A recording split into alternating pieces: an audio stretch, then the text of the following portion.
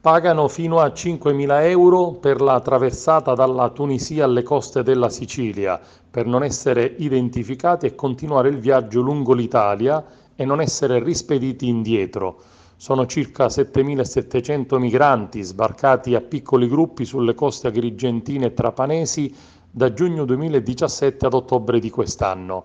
Sono i numeri che Guardia di Finanza, Carabinieri e Polizia sono riusciti a rintracciare ed identificare, ma altrettanti sono riusciti a rimanere fantasmi e sparire. Quelli identificati sono quasi tutti tunisini e dunque migranti economici provenienti da un paese con cui l'Italia ha un accordo per il rimpatrio. Per questo scelgono di pagare fino a 10 volte in più rispetto alle tariffe dei viaggi della Speranza sui gommoni in partenza dalla Libia. Non vogliono essere salvati in mare aperto dalle ONG o dalle navi della Guardia Costiera italiana, ma cercano di raggiungere la Sicilia senza essere intercettati.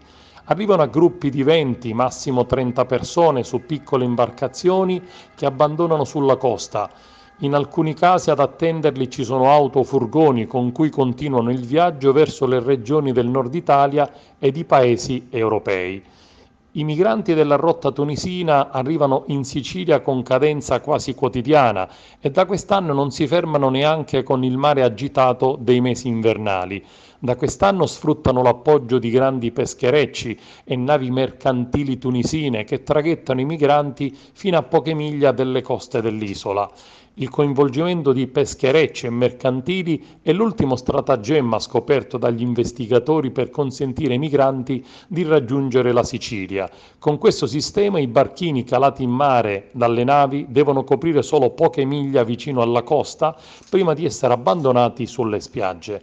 Secondo i dati ufficiali della Procura di Palermo sono almeno altri 7.000 i migranti che sono riusciti a dileguarsi e a continuare il viaggio da clandestini sul territorio italiano. L'unica testimonianza del loro arrivo sono le decine di imbarcazioni spiaggiate sulle coste dell'Agrigentino o i filmati di cittadini e turisti che immortalano i migranti mentre raggiungono le spiagge e si fuggono nell'entroterra siciliano.